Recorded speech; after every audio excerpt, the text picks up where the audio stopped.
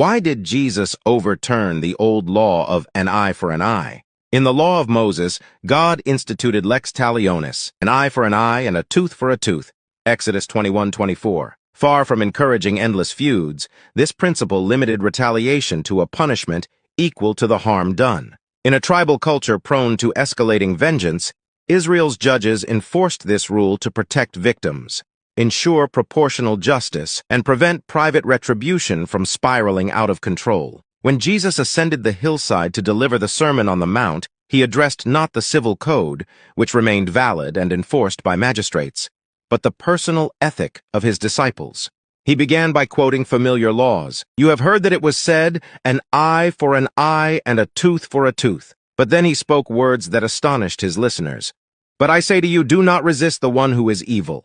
If anyone slaps you on the right cheek, turn to him the other also." In one sweeping move, Jesus both honored the purpose of lex talionis, to curb vengeance, and pointed beyond it to a higher standard of kingdom living. By turning the other cheek, believers refused to repay wrong with wrong, thereby disarming their offender and demonstrating faith that God himself will ultimately set all things right. Jesus was unveiling the inner heart behind external actions. A disciple who refuses revenge, even when legally justified, reveals a soul shaped by mercy rather than by pride or fear. This echoes Jesus' teachings.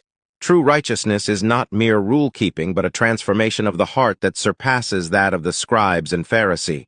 Israel's judges applied eye for eye because people's hearts were hard and they needed external boundaries. But Jesus, the incarnate Son, embodied a new era. The kingdom had broken into history. In him, God's mercy overflowed the limits of law.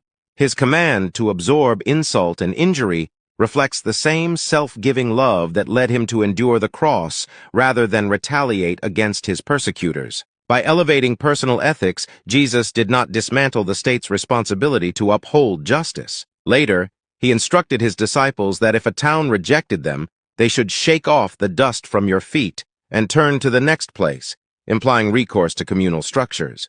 But on the individual level, believers are called to forego even lawful penalties in favor of grace, trusting that the King of Kings will vindicate and restore in his perfect timing.